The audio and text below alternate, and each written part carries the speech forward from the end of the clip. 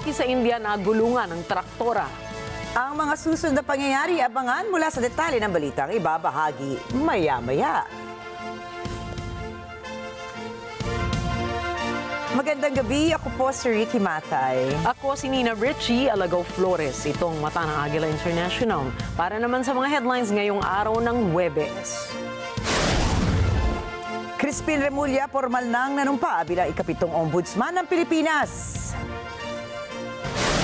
Bilang ng mga namatay sa magnitude 6.9 na lindol umabot na sa 74. Higit 40 katao patay sa pambobomba sa Myanmar. Israel at Hamas payag na sa unang parte ng Gaza ceasefire deal. At ating kilalanin kung sino ang kauna-unahang football player na naging billionaire.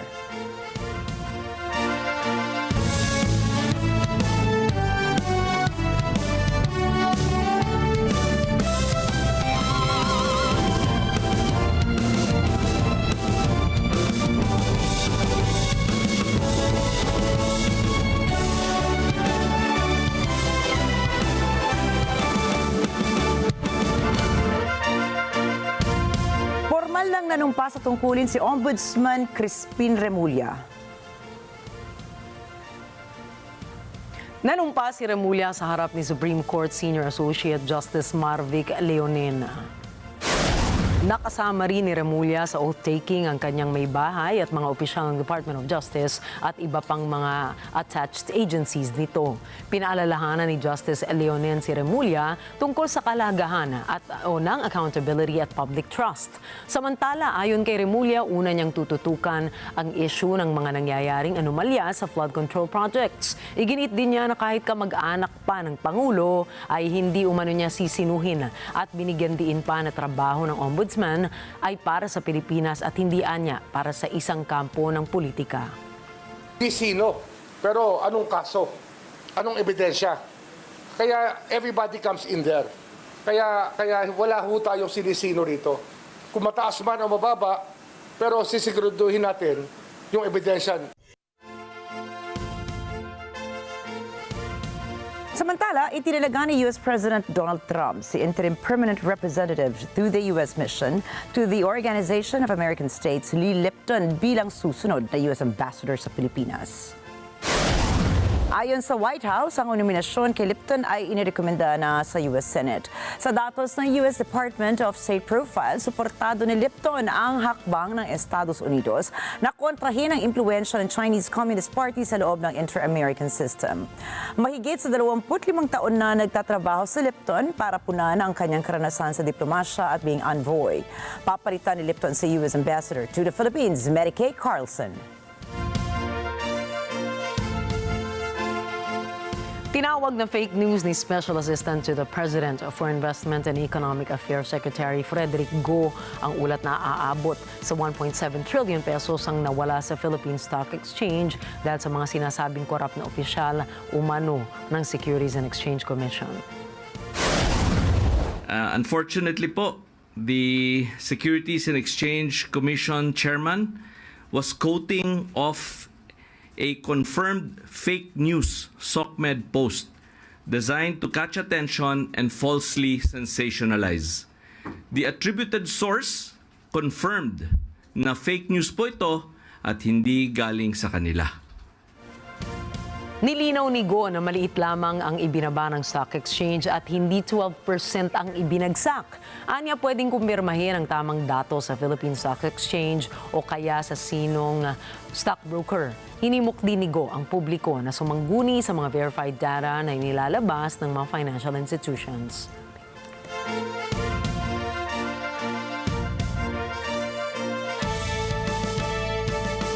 Iniulat ng National Disaster Risk Reduction and Management Council o NDRRMC na umabot na sa 74 na katao ang nasawi sa malagim na magnitude 6.9 na lindol na tumama sa Bogos City, Cebu. Ayon pa sa NDRRMC, lahat ng mga namatay ay nagmula sa Region 7 o Central Visayas at patuloy pang biniberipika. Sa kabila nito, nanatili sa 559 ang sugat ng individual, apektado pa rin ang 189,620 families o 666,439 persons sa 251 barangays sa Central Visayas. Patuloy din po ang pag-aabot ng tulong ng pamahalaan sa mga sinilanta ng bulindol. Nito Miyerkules, dumating ang panibagong batch ng relief goods na pinadala mula Metro Manila patungong Cebu sa kortesiya ng Philippine Air Force. Dinala ang mga ito gamit ang C-130 aircraft patungong Benito N. Ebuen Air Base sa Lapu-Lapu City, Cebu. Tinuligsa ng Estados Unidos ang korupsyon sa Pilipinas at sinabing ito ay isa sa pinakamalaking hadlang sa paghikayat ng mga mamumuhunan sa bansa. Batay sa investment climate statement ng U.S. Department of State na inihanda ng U.S. Embassy sa Maynila, ang korupsyon ay matagal nang suliranin sa parehong pampubliko at pribadong sektor sa Pilipinas. Partikular na tinukoy ang Bureau of Customs o BOC bilang isa sa pinakakorap na ahensya sa bansa. Binanggit din ang ahensya na nasa 114 na pwesto ang bansa mula sa 180 mga bansa sa Transparency International Corruption Perceptions noong nakaraang taon at halos hindi nagbabago mula pa noong taong 2019. Bukod sa korupsyon, sinabi ng US State Department na hadlang rin ang mahinang infrastruktura, mataas na gasto sa kuryente at transportasyon, mabigat na daloy ng trapiko, magulong regulasyon at mabagal na pagproseso ng gobyerno ng bansa. Gayunpaman, kinilala ng Estados Unidos ang mga reforma ng pamahalaan katulad ng Create More Act at Strategic Investment Promotion Plan na nagbibigay ng insentibo sa mga mamumuhunan at ang PESA dahil sa transparency at no red tape policy na nakatutulong sa mga dayuhang negosyo.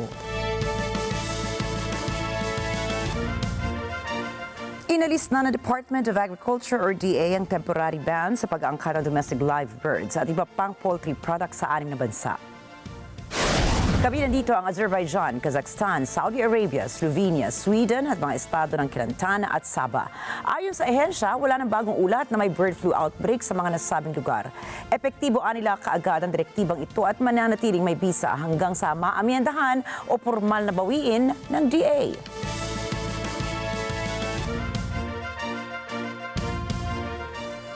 Tiniyak ng Department of Migrant Workers o DMW na magbibigay ito ng tulong sa pamilya ng tripulanteng nasawi sa pag-atake ng Houthi sa MV Minerva Grapt.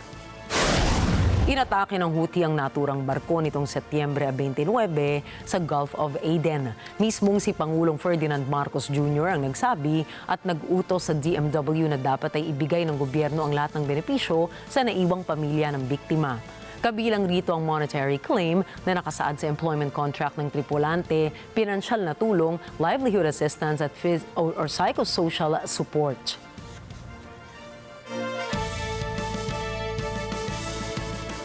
At lumakas naman po ang piso kontra dolyar ng Amerika sa ika-4 na araw ng foreign exchange ngayong linggo. Sa monitoring ng Bangko Sentral ng Pilipinas, nagsara ang palitan sa 58.090 pesos kada isang dolyar ng Estados Unidos. Mas malakas ito ng 11 centavos kumpara sa palitan kahapon na 58.2000 kada isang US dollar. Sa iba pang currencies na ginagamit ng ating OFWs, ang isang Japanese yen ay nagkakahalaga ng 38 centavos, 4 centavos naman ang palit sa isang Korean won. Ang Hong Kong dollar ay nagkakahalaga ng 7.45 o 4659 pesos. Ang Singapore dollar naman ay 44.8730 pesos. 15.4896 pesos naman ang palit sa isang riyal ng Saudi Arabia at 15.8182 sa kada isang dirham ng United Arab Emirates. Susunod, higit 40 katao patay sa pambobomba sa Myanmar. Israel at Hamas pumayag na sa unang bahagi ng ceasefire deal. At National Guard handang lusubin ang Chicago. Yan at iba pang mga balita sa pagbabalik ng Mata ng Agila International.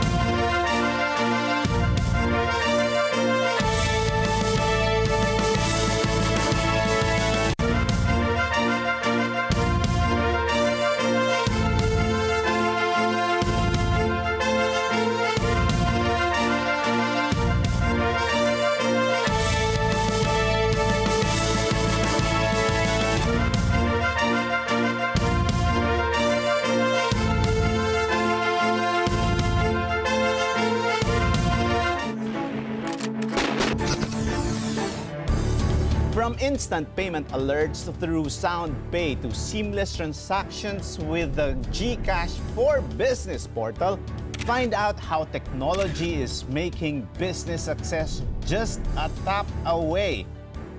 I wanted to create po something that is truly mine. My ideas, everything. And then eventually, that passion became like a bread and butter na also for me.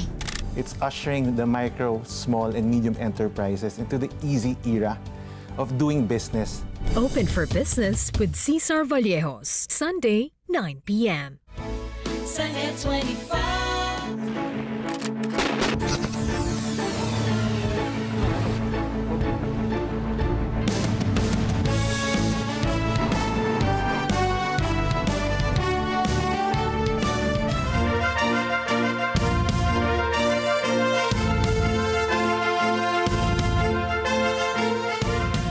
Is increasing military activities near Taiwan and honing its ability to stage a surprise attack. Ito ang naging babala ng Taiwanese Defense Ministry sa pinakabagong ulat nito ukol sa estado ng seguridad ng kanilang bansa. 中共军力日益扩张，以及频密运用灰色地带的胁迫手段，对印太地区乃至全球安全形成了军事的威胁与挑战，更加剧台海情势的不稳定。因应国际形势和区域环境的变化，区域内各国发展多以提升国防预算、强化防卫力量以为因应，以应对各种安全挑战及威胁。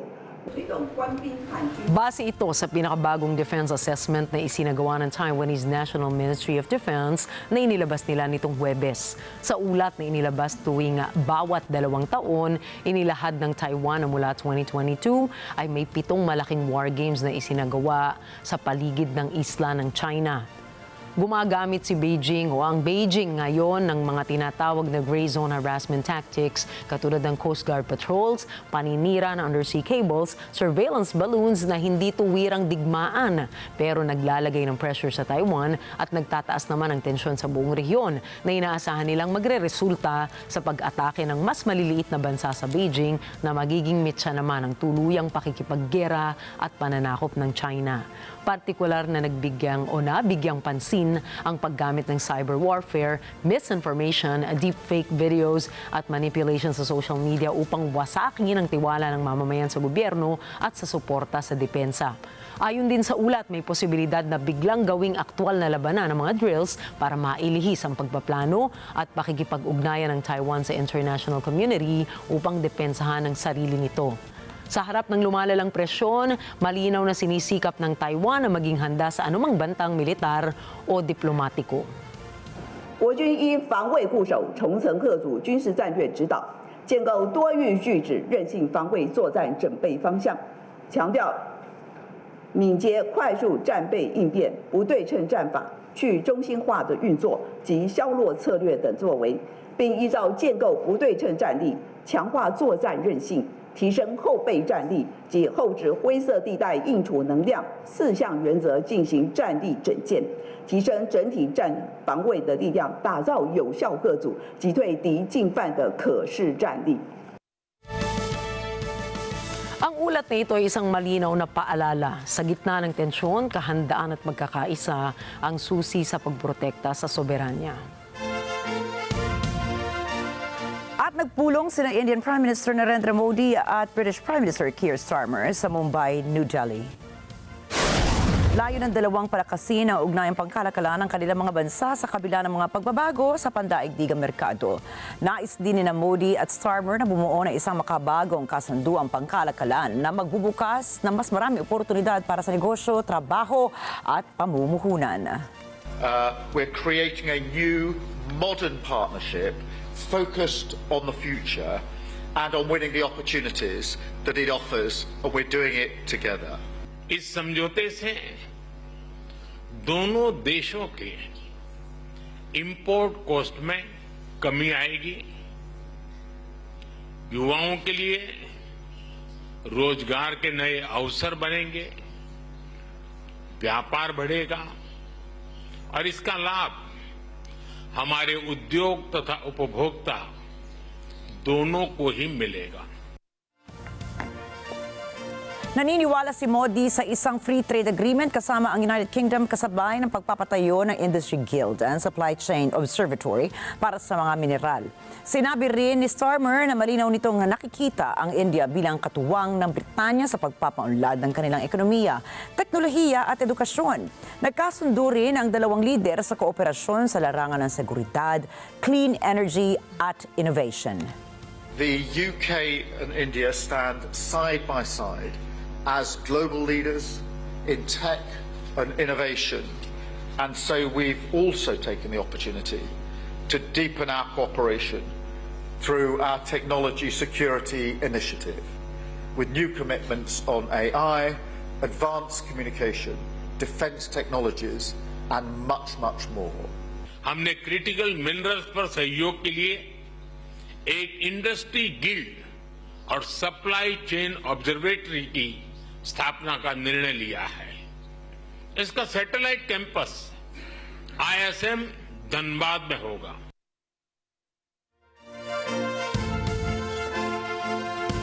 Patay ang 40 katao at 80 naman ang naitalang sugatan sa naganap na bomb attack sa Myanmar nitong Lunes. Higit 100 katao ang nagtipon-tipon sa Chaung O Sagaing para sa isang aktibidad ng mangyaring aerial bombing na ang may pakana ay mga tauhan ng militar. Tinuligsa naman ng non-governmental organization na Amnesty International ang nangyaring pag-atake. Ayon sa kanila, kapansin-pansin ang nakababahalang sunod-sunod na mga pag-atake ng militar sa mga sibilyan sa nasabing bansa.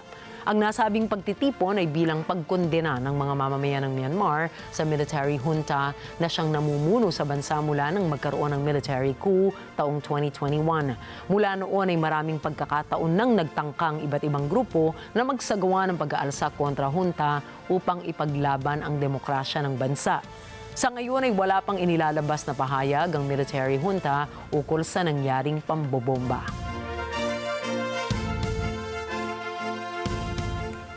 At nagdiriwang po o magdiriwang ang North Korea ng ika-80 anibersaryo ng ruling party nito. Dadaluhan ng ilang mga lider at dignitaries ng iba't ibang mga bansa ang nasabing selebrasyon bilang pagkilala sa Workers' Party na namumunong partido sa Democratic People's Republic of Korea. Ipapakita muli sa selebrasyon kung paanong pinagbubuti ng NOCOR ang kanilang relasyon sa mga makapangyarihang bansa katulad ng China at Russia na makapagdadala ng kanilang high-level na mga delegado. Makailang ulit na inihayag ni North Korean leader Kim Jong-un ang kahalagahan ng China bilang kaalyado ng Pyongyang. Gayon din anya ang Russia kung saan nagpadala pa ang North Korea ng dagdag na mga sundalo upang tumulong sa giyera ng Moscow laban sa Ukraine. Bagaman hindi pa malinaw ang programa ng selebrasyon, nagsimula na rin magsidatingan ang ilan sa mga bigating panauhin. Kabilang dito si Laos President Thongloun Sisolit na sinasabing malapit na kaalyado ng North Korea. Dumating na sa Tajikistan si Russian President Vladimir Putin para sa 3-day visit mula Oktubre 8 hanggang 10 na naglalayong palaguin ang impluwensya ng Russia sa Central Asia. Sa naging pag-uusap ni Putin at Tajikistan President Emomali Rahmon, sinabi ng Russian President na nananatiling matibay ang ugnayan ng dalawang bansa sa iba't ibang sektor, kabilang na ang edukasyon, seguridad at ekonomiya. Kasunod ng pagpupulong ng dalawang lider ay nakatakda ng isagawa ang Russia Central Asia Summit. Inaasahang dadalo rito ang mga pangulo ng iba pang mga bansa sa nasabing rehiyon, kabilang na ang Kazakhstan, Turkmenistan, Uzbekistan at Kyrgyzstan. Sa Oktubre 10 naman isasagawa ang sesyon ng Council of Heads of States of the Commonwealth of Independent States o CIS at karagdagang dadalo rito ang mga pangulo ng Azerbaijan at Belarus, pati na rin ang Prime Minister ng Armenia. Daan-daang katao ang sumali sa isang evacuation exercise sa Vilnius. Bahagi po ito ng paghahanda ng Lithuania sakaling umabot na sa kanila ang epekto ng laban ng Russia at ng Ukraine. Rose Papa Angeles para sa balita. 100 residente ng Vilnius, Lithuania ang pinasakay ng tren papunta sa isang sporting arena 100 kilometro ang layo. Ang exercise na ito ay bilang paghahanda sa potensyal na kaguluhan sa rehiyon, lalo na sa lumalawak na labanan ng Moscow at Kiev. Capital geographical location is unfortunately very close to border with THAAD countries, one of the THAAD countries, and we have to be prepared for different scenarios. Ayon kay Vilnius Mayor Valdas Venkonskas, kasama sa paghahanda ang evacuation plan para sa 600,000 residente ng lungsod. Matyt, kad kalbam apie visą miestą, suprantant, kad jeigu kiltų ekstremali situacija, dėl ko reikėtų evakuoti Vilnių, tai nebūtų situacija atsirandanti per vieną dieną. Galbūt lokaliai būtų poreikis evakuoti kažkokią miesto dalį, ar seniūniją, ar kelias seniūnijas, bet matyt, tas stres testas, kurį šiandien patirsim, jis vis tiek yra orientuotas į tai, kad pajėgumai turi būti orientuoti į visą Vilniaus miesto gyventojų skaičių, 600,000 gyventojų. Para sa mga residente, malaking bagay na inihahanda sila ng kanilang bansa sa anumang pwedeng mangyari. This is what we're talking about each month, each week, at work, everywhere. That's just to be prepared, and then we'll see. It's the first thing we need. So, and what happens next, we don't know. Well, I want to get practical advices how to behave in case the terrible day comes. Well, hopefully we won't need that, but just in case. Naunang bulabugin ng Moscow ang eastern flank ng NATO. Dahil dito, naghahanda ang mga gobyerno ng Baltic States at ng Poland para sa paglikas ng daan-daang libong tao sakaling mangyari ang gyera ng Russia at Ukraine. Itinanggi naman ng Moscow ang anumang plano na aatakihin nito ang NATO. Rose Papa Angeles para sa mata ng Agila International, trusted, connected, on point.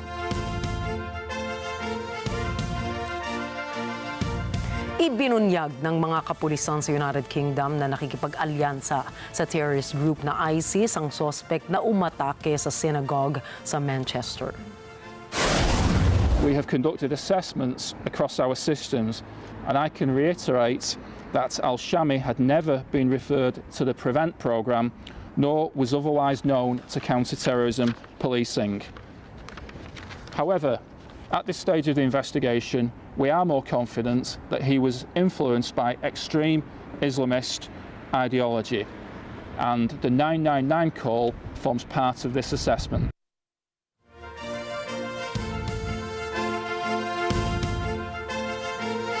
Ang nasabing pag-atake nag-iwan ng 2 kataong nasawi at ilan namang nasugatan. Ayon sa United Kingdom Counter-Terror Police, inamin ng suspect na si Jihad al-Shami na tumawag muna ito sa emergency service at nagdeklara na ito ay inutusan ng ISIS. He stepped out of the vehicle armed with a knife and resumed his attack. He had a second knife in his possession, and he was also wearing a hoax device on his person. This device has since been assessed and confirmed to be a non-viable device.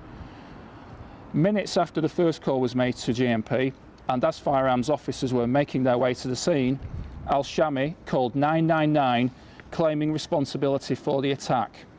He also pledged allegiance to Islamic State. Magugunit ang inatake ng sospek ang Heaton Park Synagogue sa Manchester. Tumawag ang 35 anyos na British citizen at Syrian descent sa telepono matapos ang pag-araro ng kanyang sasakyan sa mga tao at pananaksak noong Oktubre 2. Sa nasabing insidente rin ay aksidenteng nabaril ng pulis ang isang nasawing biktima na si Adrian Dolby, 53 anyos. Patuloy din ang ginagawang investigasyon ng mga otoridad kung may iba pang mga kasamahan ang sospek sa ginawa nitong pag-atake. Samantala sa Germany, bibigyan ng mga pulis ng kapangyarihang pabagsakin ang rogue drones katulad ng mga bumabulabog sa airports ng Europa. Ayon sa ilang European leaders, ang rogue drones na ito ay bahagi ng hybrid war ng Russia. Catherine Gao para sa balitang yan. Malinaw na pinapayagan ng bagong batas na ito ang kapulisan ng Germany na patumbahin ng drones na lalabag sa airspace ng bansa. Sa ngayon ay hinihintay pang maaprubahan ng parlamento ang nasabing batas. Wir schaffen die Möglichkeit, dass die Bundespolizei alle geeigneten technischen Mittel gegen die Drohne selber, gegen die Steuerungseinheit oder die Steuerungsverbindung. Kasama sa techniques na pwedeng gamitin upang mapabagsak ang rogue drones ay lasers o pag-jam ng signals para putulin ang control at navigation links ng mga ito. Einsetzen kann. Das gibt der Bundespolizei die Möglichkeit, technisch auf der Höhe der Zeit gegen Drohnengefahren vorzugehen, beispielsweise mit elektromagnetischen Impulsen, mit Jamming, mit GPS-Störung, aber auch mit physischen Einwirkungen. Das heißt, das Abfangen der Drohnen und der Abschuss der Drohnen ist zukünftig durch die Bundespolizei geregelt und möglich.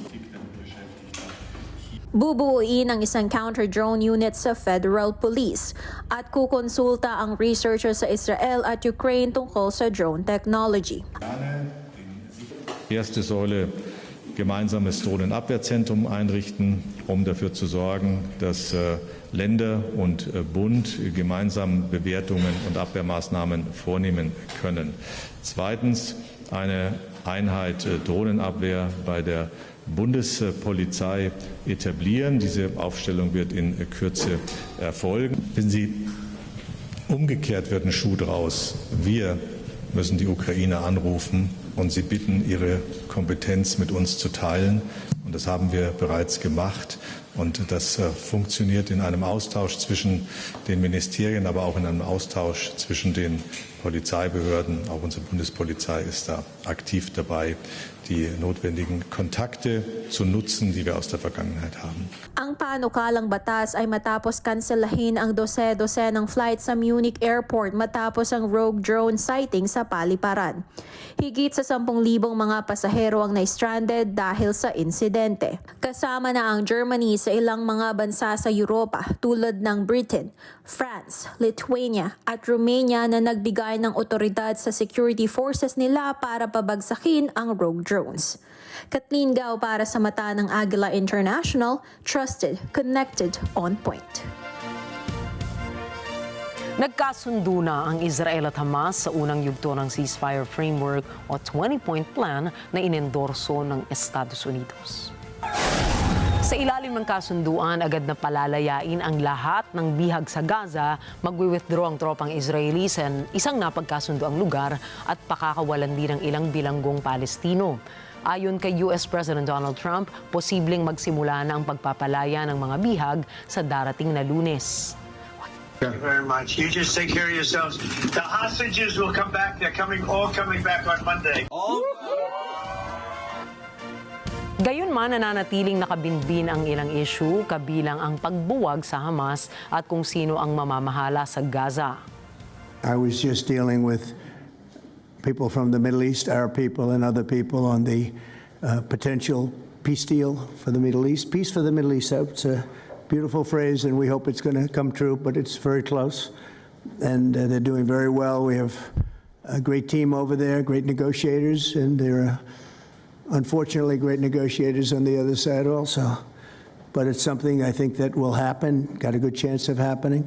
I may go there sometime toward the end of the week, maybe on Sunday, actually. Tinawag naman ni Israeli Prime Minister Benjamin Netanyahu na isang diplomatic success at moral victory ang kasunduan.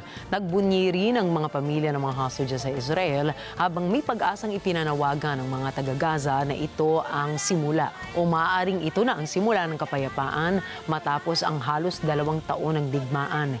Naganap ang usapan sa Sharm el-Sheikh sa Red Sea na dinaluhan ng mga opisyal mula Qatar, Turkiye, Egypt at Estados Unidos. Bagamat hindi pa formal na epektibo ang ceasefire, bumubuhos na agad ang pagbati at mensahe ng pag-asa mula sa mga lider sa rehiyon at sa buong mundo. At kasunod nga nito, nagpaabot na mensahe ng pagkakagalak ang mga world leaders matapos magkasundo ang Israel at Hamas sa kanilang ceasefire deal. Isa na rito ang Iran na binati ang dalawang panig, subalit pinaalala na Palestine pa rin ang dapat magdesisyon sa sarili nito. ما از هر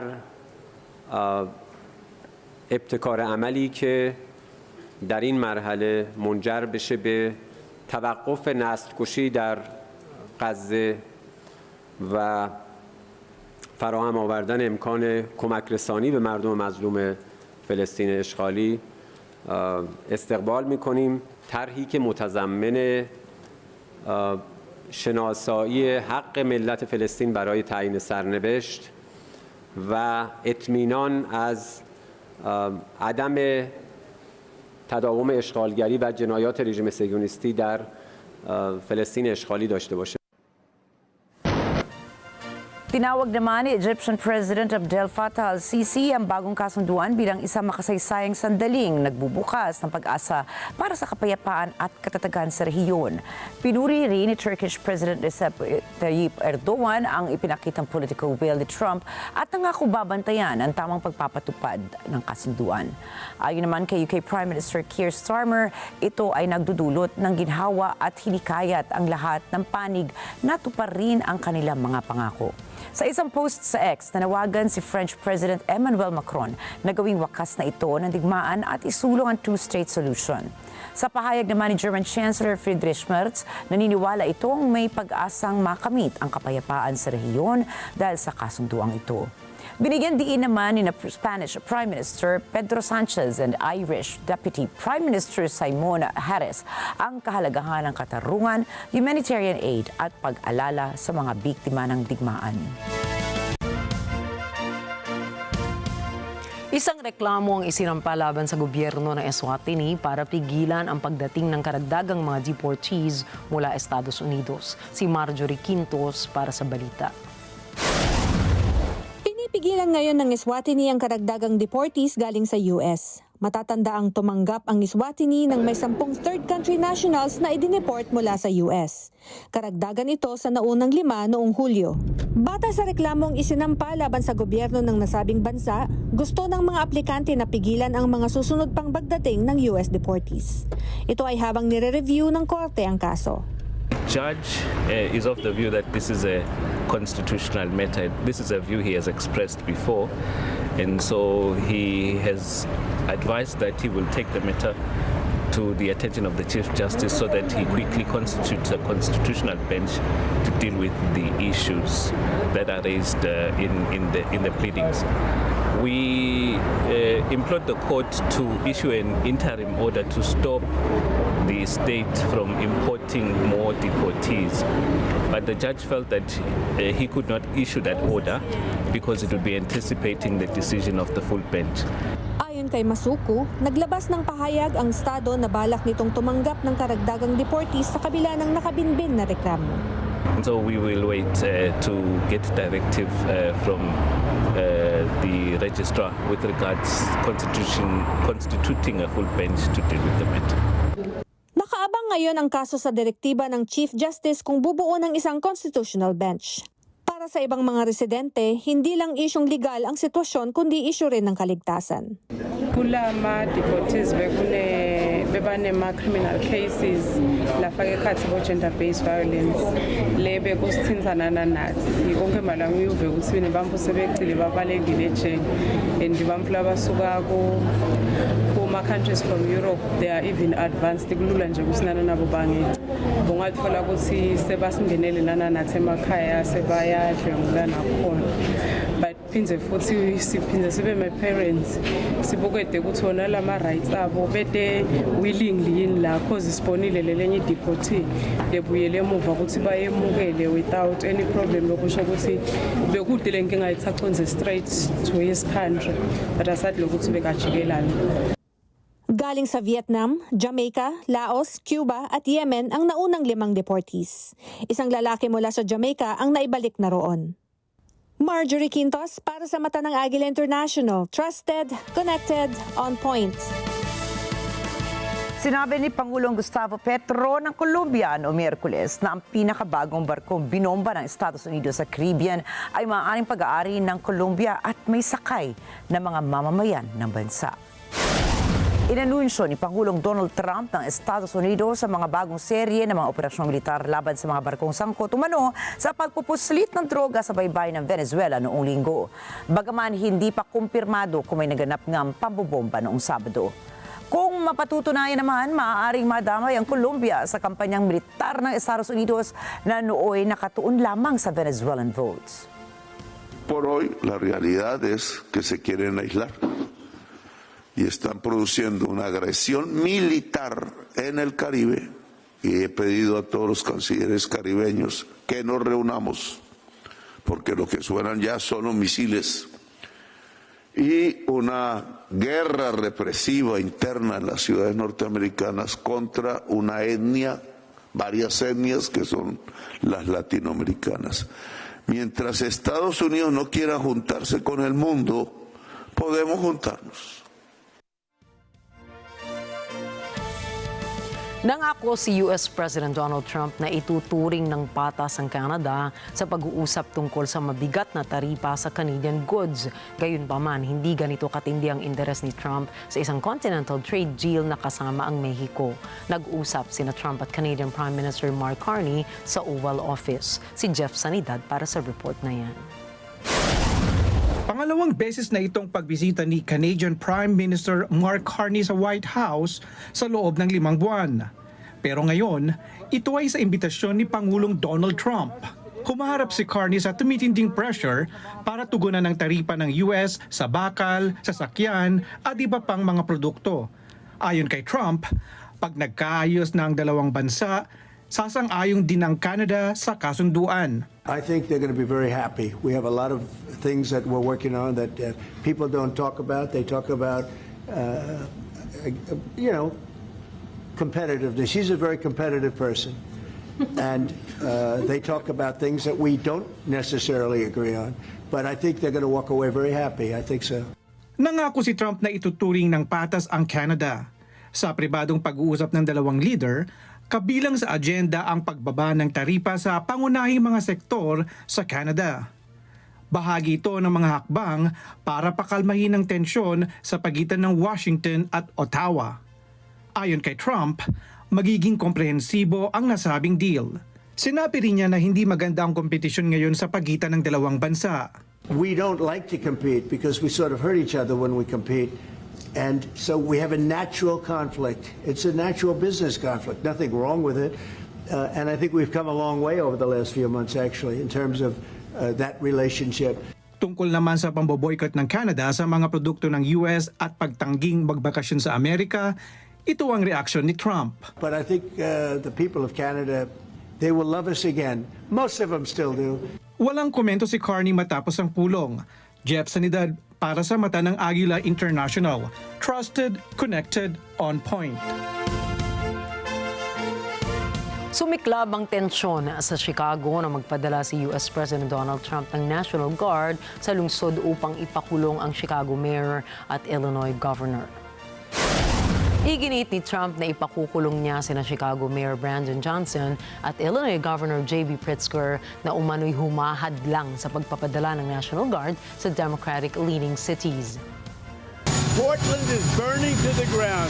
You have agitators, insurrectionists.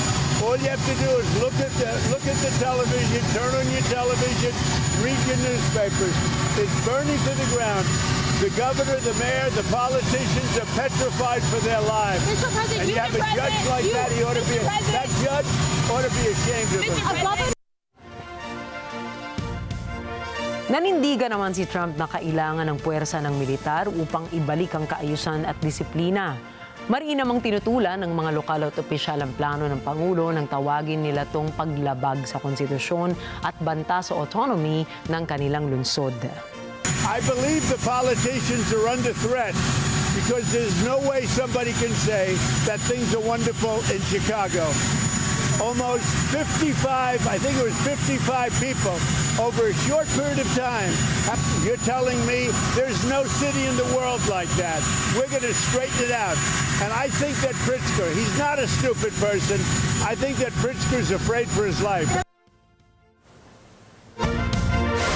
Susunod Susunod, 6 patay at mahigit 8 sugatan nang sumabog ang pabrika ng paputok sa India. Cristiano Ronaldo naging kauna-unahang bilyonaryong footballer. At Rock and Roll Hall of Fame 2025 isasagawa sa Los Angeles. Mga detalye po ng mga balita niyan at iba pang mga balita sa pagbabalik na Mata ng Agila International.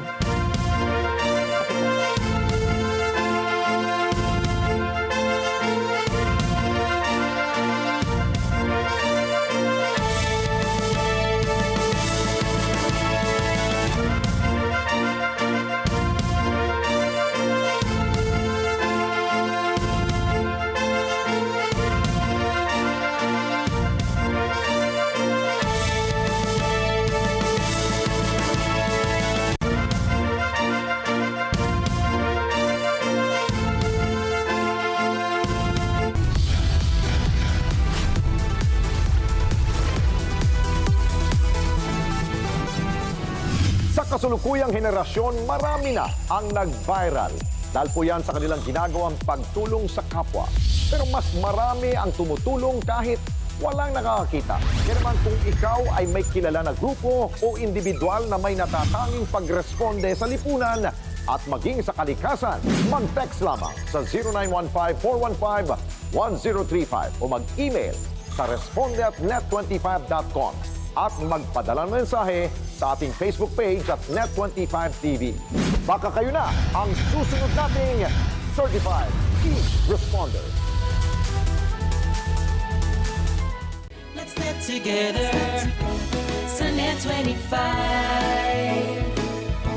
Sa Net25.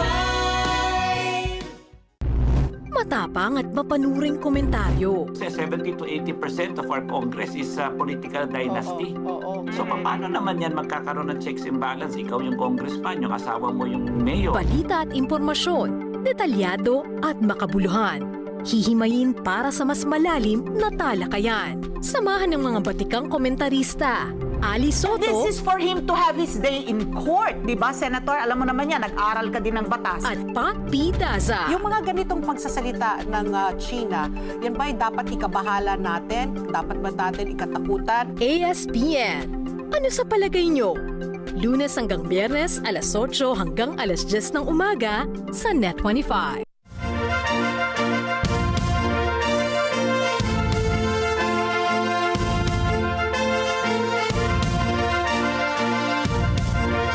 Nakaligtas po ang lalaking ito sa India matapos magulungan ng traktora. Sa police report, sinubukan ng lalaking umakyat ng traktora subalit nawalan siya ng balanse. Natumba sa kalsada at pagkatapos ay pumailalim siya sa gulong ng sasakyan. Buti na lamang ay hindi na gulungan ang ulo ng biktima at mabilis siyang napansin ng maraming tao. Isinugod kaagad sa pagamutan ng lalaki para matingnan ng mga doktor. Iniimbestigahan na ng mga otoridad ang insidente. Nasawi naman ang 6 katao habang mahigit sa 8 ang nasugatan mula sa pagsabog ng isang pabrika ng paputok sa distrito ng Andhra Pradesh sa India. Inulat ng mga otoridad na sumabog ang pabrika bandang 1:00 ng hapon dahil sa isang kagamitang elektrikal na nag-spark malapit sa mga paputok. Gumuho ang ilang bahagi ng gusali at maraming mga manggagawa ang naipit sa pagguho habang ang ilan ay nagdusa sa matinding pagkapaso. Agad namang isinugod sa kalapit na ospital ang mga sugatan. Magsasagawa naman ang investigasyon ng mga otoridad upang alamin ang iba pang kaugnay na sanhi ng pagsabog. Isiniwalat na sa publiko ang suspect sa pagpatay sa Korean influencer na si Yoon Ji-ah. Kinilala ang killer sa pangalan Choi sa isang episode ng Curious Story Why ng Seoul Broadcasting System. Ayon dito, si Choi ay isang 50 anyos na lalaki nagpakilala sa biktima bilang isang mayamang CEO ng isang IT company para mag-alok ng isang business partnership upang ma-boost ang followers nito. Kilala rin ito online bilang si Black Cat na isang big spending VIP sa pagbibigay ng donasyon sa streaming platforms. Taliwas dito, natuklasan sa investigasyon ng mga otoridad na mayroon itong sangkatutak na utang at kamakailan lamang ay nawalan ng bahay. Sa parehong report, lumalabas na plano ng tapusin ng biktima ang partnership nito kay Choi dahil umano sa pagiging mapilit at demanding nitong pag-uugali. Nakuhanan din ng CCTV ang pagmamakaawa ng suspect sa biktima ilang sandali bago maganap ang krimen. Natagpuan ang katawan ni Yun na nakasilid sa isang suitcase sa liblib na bahagi ng isang bundok sa Muju County, North Jola Province. 2 araw matapos itong mapatay. Naaresto naman si Choi ilang oras matapos makita ang bangkay.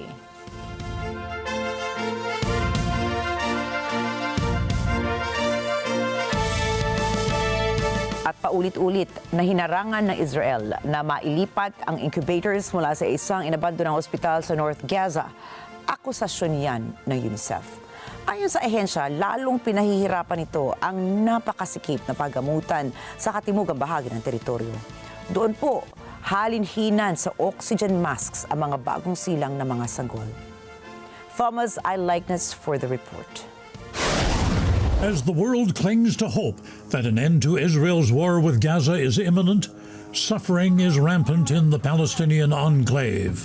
There's the stress of living with the constant bombardment of what had once been home for more than 2 million people. Malnourishment, starvation, particularly among pregnant mothers, has led to an increase in premature and underweight babies. And now, a lack of medical equipment to treat these infants.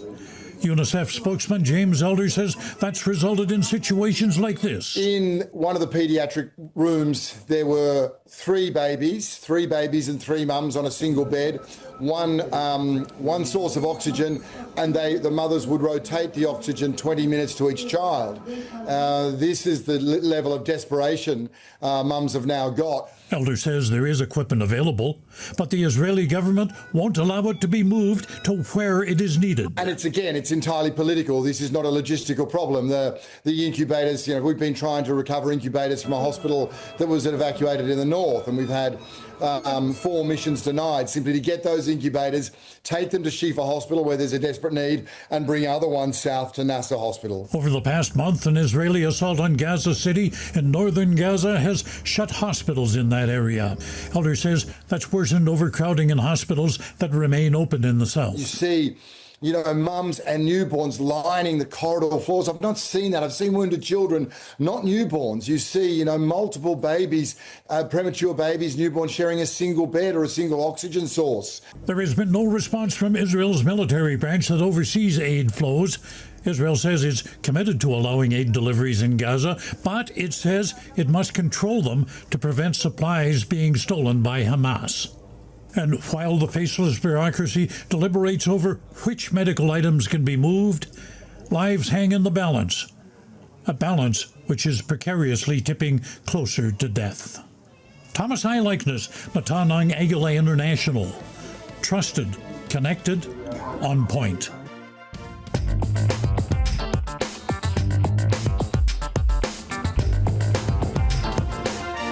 Nangako ang Google na maglalaan ito ng 5 bilyong euro sa Belgium para lumikha ng trabaho sa bansa. Ayon sa kumpanya, lilikha ito ng aabot sa 300 mga trabaho at magpapalakas naman sa data center infrastructure ng Europe. Sa ngayon, nasa 600 full-time at contract positions ang kasalukuyang workforce ng Google sa pasilidad nito sa St. Ghislain. Target ng tech firm na paunlarin ang artificial intelligence capabilities nito para matugunan ang lumalagong demand para sa Google Cloud Services. Batay naman sa pinakabagong economic outlook, may paglambot sa ekonomiya ng Estados Unidos. Pahayag ito ni International Monetary Fund Managing Director Kristalina Georgieva. Terilyn Cunanan para sa balitang yan. Critical para sa US na bawasan ang malaking federal deficit nito. Ito ang babala ni Kristalina Georgieva ng IMF nang humarap siya sa isang event ng Milken Institute. Sa gitna ng malawakang pag-aalinlangan sa ekonomiya, sinabi ni Georgieva na kailangan ng mga bansa ang maliksing private sector, magandang data ng gobyerno at malakas na mga institusyon. Ito ay upang matiyak ang patas na larangan ng kalakalan. What do we want for the private sector? 3 things. 1, clarity in the regulatory environment, not too much, not too little. Why? Because uncertainty is here to stay, and we need the agility of the private sector to bolster growth prospects. Ayon kay Georgieva, aminado ang marami sa China na ang export-driven model ng bansa na nakasalalay sa pagsulong ng langis ay hindi na kayang sustentuhan. Kailangan anya itong mag-switch sa consumption-driven growth, isang bagay na hindi naman madali. I want to repeat myself, there is a recognition in China that the export growth model is no more viable, but it is not easy to switch to consumption. Ayon kay Georgieva, nangangamba siya sa utang ng publiko na mabilis na tumataas sa mga bihasang ekonomiya kumpara sa low-income country. So when you ask me where I'm most concerned, frankly, I'm very concerned about high debt levels in some advanced economies. Sinabi ni Georgieva na sa gitna ng lahat ng ito, nagpapakita ng paglambot ang ekonomiya ng US. At this point, we have seen a very resilient growth story in the United States. Would it hold? And there we are looking at the incoming data. There may be some softening. The very fact that the Federal Reserve decided to cut interest rates in the balance between inflation and growth shows that there is that softening. Terilyn Cunanan para sa Mata ng Agila International. Trusted, connected, on point.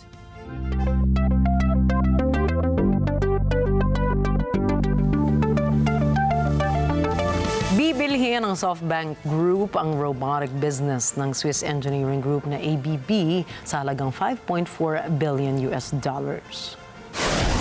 Layo ng hakbang na ito na maging core player ng artificial intelligence development ang SoftBank. Target din ng Japanese firm na masimula ng development ng artificial super intelligence o ASI na sinasabing mas 10,000 beses ang talino sa tao.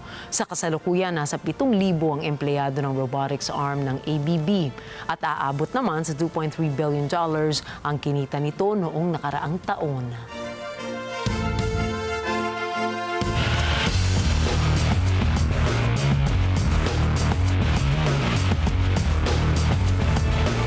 Opisyal na ngang kinilala ang Portuguese superstar na si Cristiano Ronaldo bilang kauna-unahang bilyonaryong manlalaro ng football sa kasaysayan ng sports.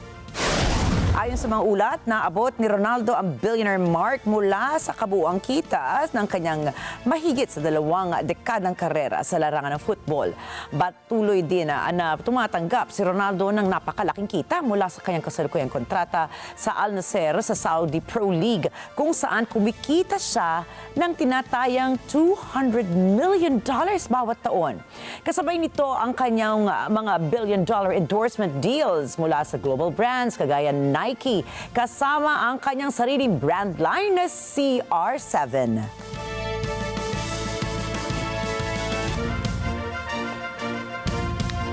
Muli pong nagbabalik ang National Basketball Association ng NBA sa China matapos ang ilang taong pagkakahiwalay sa industriya ng basketball. Sa ilalim ng multi-year partnership ng NBA at Alibaba Group, gagamitin nito ang AI at cloud computing technologies ng kumpanya para palawakin ang digital presence nito sa mainland China. Layunin ng kasunduan na paigtingin ang fan engagement, palawakin ang access sa NBA content at pahusayin ang data-driven sports experience ng mga manonood sa buong rehiyon. Magbibigay rin ang Alibaba ng mga infrastruktura kagaya ng artificial intelligence, data analytics at cloud infrastructure upang suportahan ang mga digital platforms, e-commerce, streaming at personalized content services ng NBA. Nagsagawa rin ang kanilang partnership ng mga exhibition games at fan events bilang promosyon ng kanilang pakikipag-ugnayan. Ayon sa mga opisyal, sumisimbolo ito ng panibagong kabanata ng sports diplomacy at digital innovation sa pagitan ng Amerika at China matapos ng nangyayaring diplomatic dispute noong taong 2019.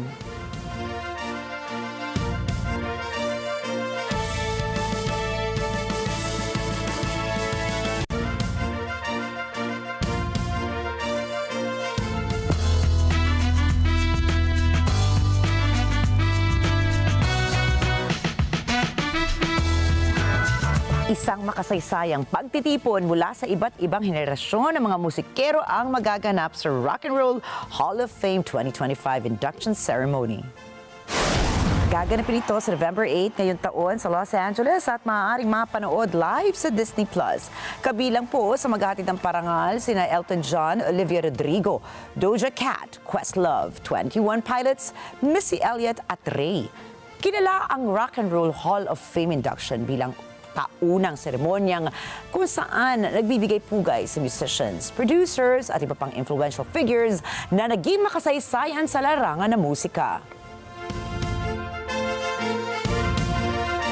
Samantala, kumpirmado na ang mga cast na gaganap sa upcoming movie na The Beatles biopics.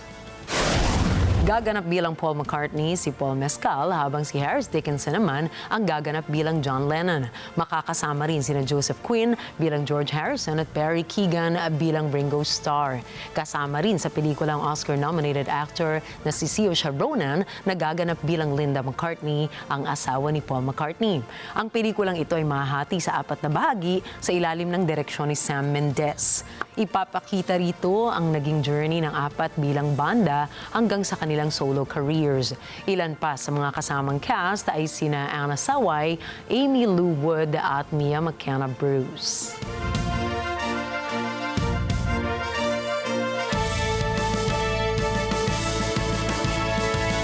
Sa ibang balita, tinanggap ng Hungarian author na si Laszlo Krasznahorkai ang 2025 Nobel Prize in Literature dahil sa makabagbag damdamin at magagandang obra niya.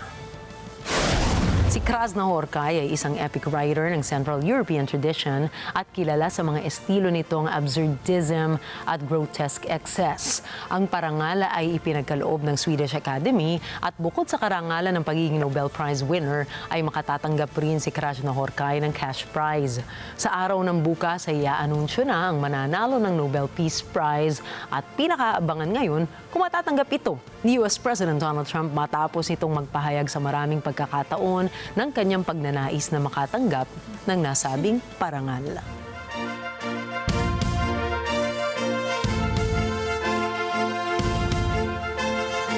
Ano, Nina, may nafe-feel ka ba? Mukha ba may ibang pang contenders bukod kay Donald Trump? Nako, sabi ko parang may na-excite na namang iba dyan. Kaabang-abang yan. Pero abangan ko na lang, ayoko nang magsalita. Ay, mo mahirap na.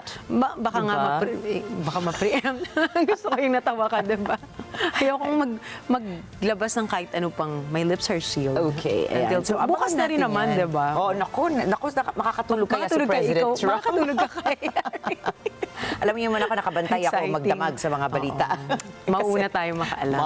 Share namin sa inyo. Maabangan natin yan mamaya. Sa ating po mga manonood, at sa tingin niyo, sino kaya ang deserving na makakuha ng Nobel Peace Prize? Deserve ba ni President Trump o meron kayo ibang napupusuan? A great deal of yun ang sabi ko, may lips are sealed. Ayan po, abangan po natin ha. At bukas, meron po tayong special report sa nangyayari dyan sa Amerika. Kaya samahan nyo kami muli bukas dahil tandaan, mula Lunes hanggang Biyernes, narito kami ni Nina para maghatid ng balita saan mang dako ng mundo.